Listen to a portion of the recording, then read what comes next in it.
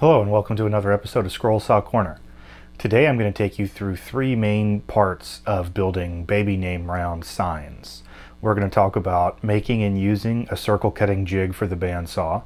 We're going to talk about cutting fine lettering, and we're going to talk about making cartoon character type pictures for embellishing on the rounds. These are really popular signs and different things I've seen on Instagram and other social media, and I haven't made these before. These two that I'm showing you are the first two things I've made like this, but they're fairly straightforward if you're experienced on the scroll saw. I think if you take it in its individual components and practice the different aspects of it, they can be fairly simple to put together. So hopefully you can learn something from what we're going to go through today and make some rounds for yourself. Enjoy.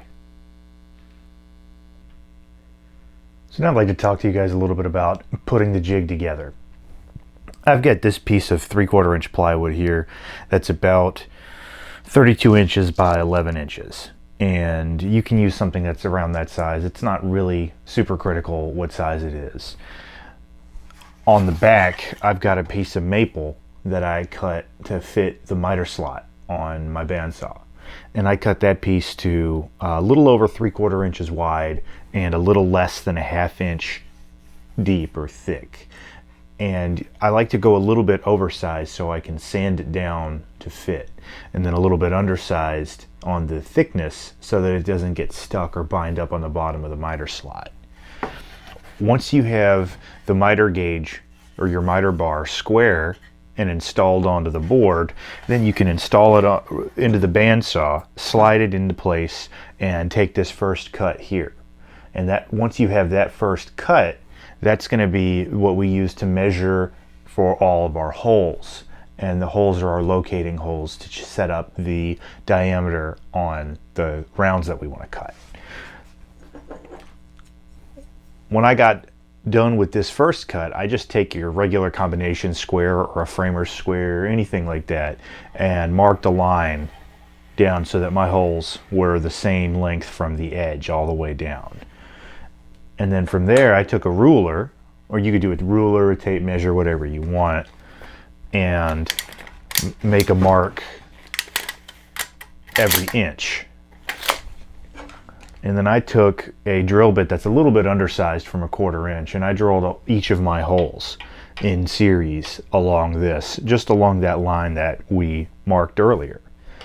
And I did them a little bit smaller because I've got this 1/4 inch steel dowel pin that I made from a hitch pin. I just cut it off with a hacksaw and filed the edges so that it was smooth. And that fits inside any of these holes and in the corresponding hole that we drill on the back of our blank. The first thing we want to do is find approximately the center of the piece so that we can put a hole in it and mate it up with the hole on the circle cutting jig. This piece of wood is a little over 10 inches wide, and I think it's about 1 foot long. So what I'm going to do is take the straight edge here and do an X through both of the corners on both sides.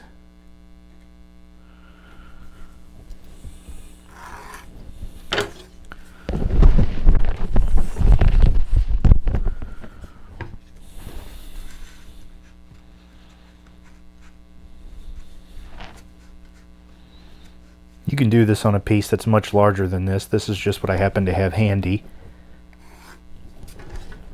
My jig can cut up to about a 30-inch circle without too much trouble. And then I'm going to take my drill, and I'm using a drill bit that is a little bit under 1/4 inch so that it has a tight fit on the 1/4 inch dowel pin that I used. And since this wood here is 1/2 inch, I wanted to go less than the 1/2 inch thickness, so I've got about 1/4 inch on the end of this.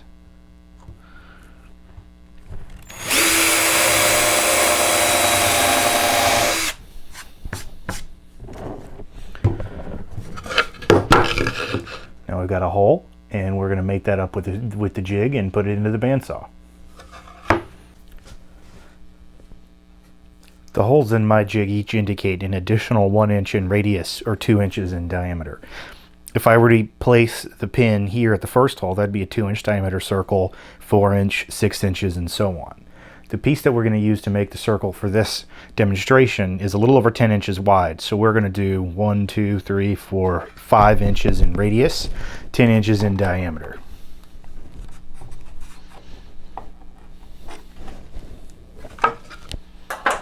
We got our hole there. We're going to line it up.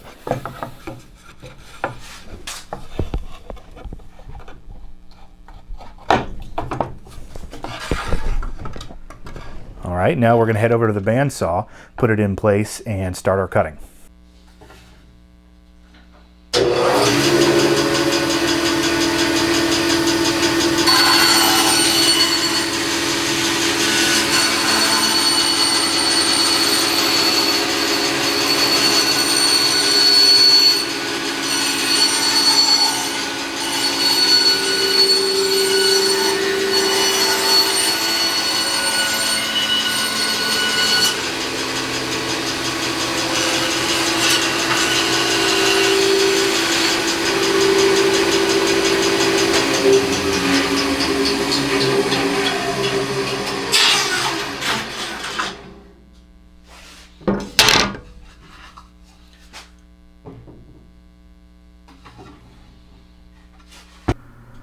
Here I'm going to prepare the blanks like I do for almost every scroll saw project.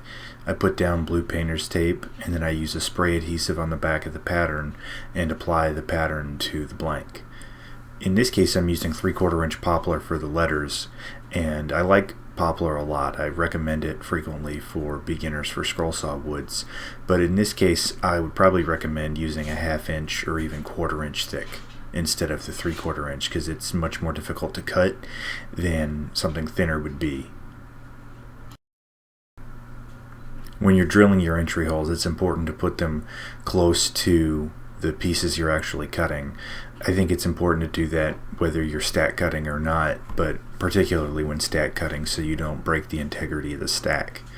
In this particular case, since I'm cutting thick wood, it just means there's less material for me to cut through before getting to my letters.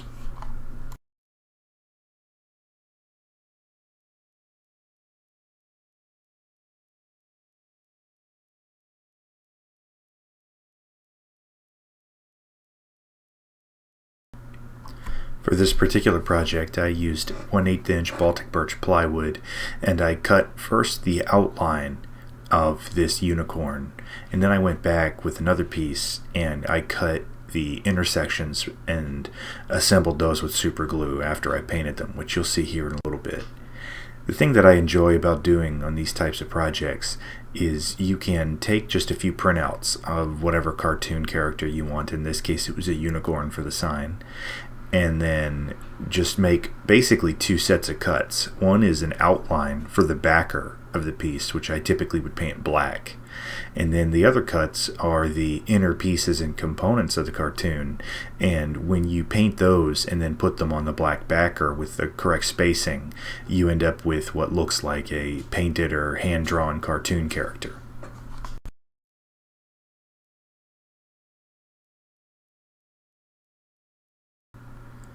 When you're cutting these different sections to go together, you want to use a thin blade, maybe a 2/0 or the smallest blade you think you can comfortably use, because that's going to give you a smaller joint line when you put these pieces together. As you'll see later, the main sections and tail on this unicorn are multiple colors, and the finer line you come out with, the closer you're going to be able to join them up. It's important to remember when you're cutting that you can use the waste areas to turn around or to correct, or however you really want to. On this piece it's fairly simple because the black lines are so thick and we're not going to use any of that space. Sometimes on smaller pieces where the line work may be much finer, you have more of a challenge, but it's important to remember that you can always just use the waste areas however you want. They're not going to be seen.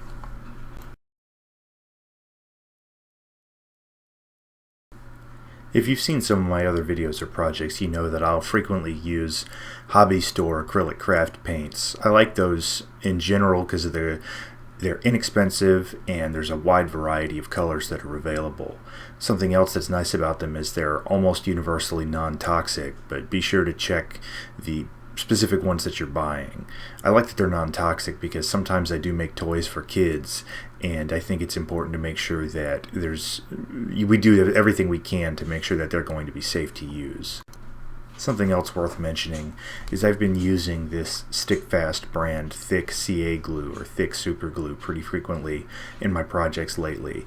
I like it because you can put some on the back of a piece and it stays in place, and then you can fit your pieces together and it doesn't feel very runny. It's quick setting like super glues, but it takes a little bit longer. It has a little bit longer open time than a regular very thin CA glue. Now, something I'm doing here that I don't really recommend is lately I've just been kind of winging it whenever I'm putting pieces on a round or on a sign.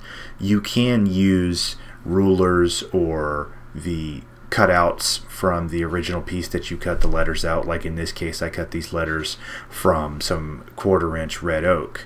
You can save the waste pieces that you have and use those as a template for putting the pieces down. When the lettering is sort of abstract a little bit like this, maybe not as block lettering or square, then I feel comfortable kind of freehanding it, and that's what I did here. So now I want to show you just a few of the pieces that I've made using this circle cutting jig. You saw me assembling the unicorn sign. Here's another sign that I made using some of the 3/4-inch poplar and the same plywood on the rounds. And then finally, here's a sign that I made using some edge glued walnut. And this is a 30-inch round with the letters cut out of maple. There you have it. So with 3 different techniques combined here, we can create a composition that is visually interesting and make something that I think is pretty cool. I'm going to post the sort of schematics, if you will, on my website, scrollsawcorner.com, so you can get an idea if you're maybe more of a concrete or visual learner type person rather than, just kind of watching the video. You can get an idea of how you might be able to build a circle jig like this for yourself.